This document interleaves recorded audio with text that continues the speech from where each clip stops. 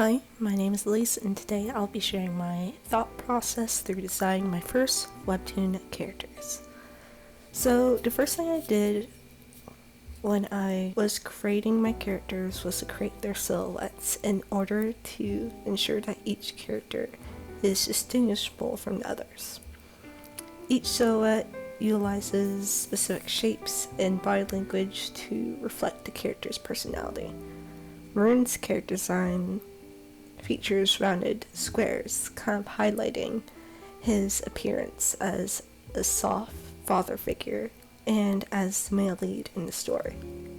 In character design, circles often are used to convey warmth, positivity, and friendliness. It's just why I used rounded shapes and curved for Maroon to evoke his almost golden retriever vibe. In Carmen's design, I incorporated sharp edges and curves and triangles. Triangles typically represent stability, balance, and order in character design.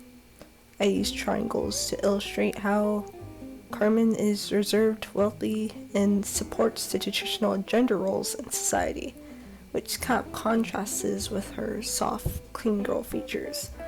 Give you kind of the vibe of a wallflower character. Almost think of Cinderella and all those other classic Disney princesses from the fairy tales. Which leads me to my biggest tip when designing your characters is don't be afraid to use character archetypes and tropes when creating their designs. And don't be afraid to use a different variety of shapes. Try to make your characters as dynamic as possible and make sure that their body language it is able to easily be associated with their personality. These character archetypes and tropes have been extensively used for a reason, because they work. Which kind of brings me to Nikolai's design, which doesn't adhere to any specific shape, but more specifically focusing on his body language. He kind of embodies that classic mafia boss trope, the dark, brooding character with Doberman vibes that gives I can fix him aura, even though we all know he isn't fixable. And the only change I made to Marley's design was her color scheme. So after refining their silhouettes, I completed their character designs using colors to reference in the future, and aimed for a simple rendering style. Once that was all finished, I compiled all the colors into a color palette to serve as an overall color scheme for my comic. Maroon's color scheme mainly consists of vintage shades of the primary colors.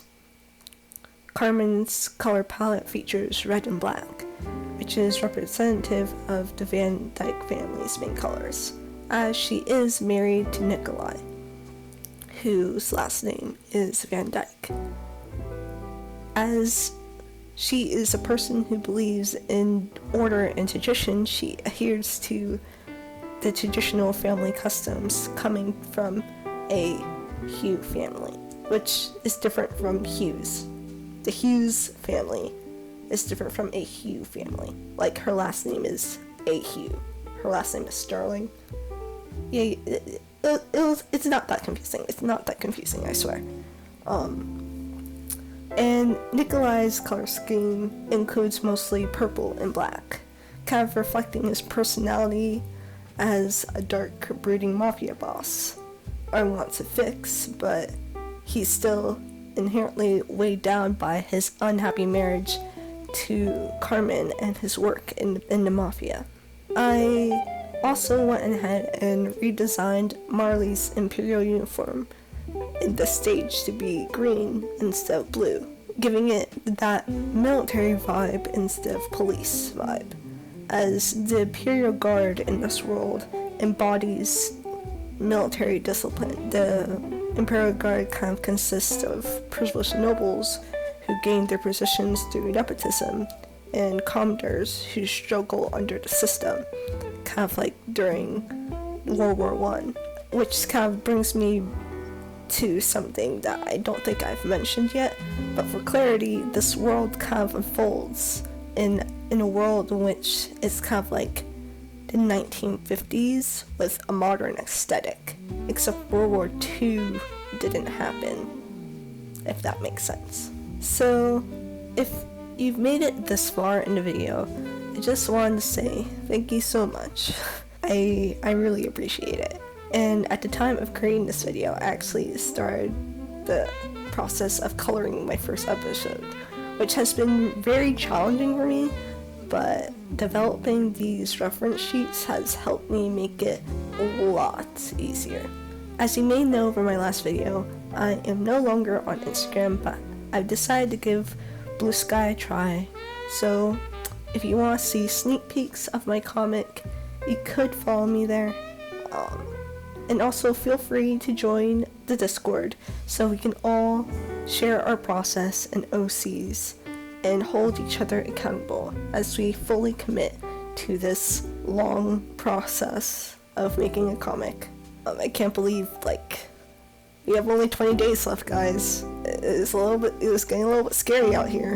And if you somewhat found this video somewhat helpful, please subscribe and like, and remember, don't stop creating selfishly.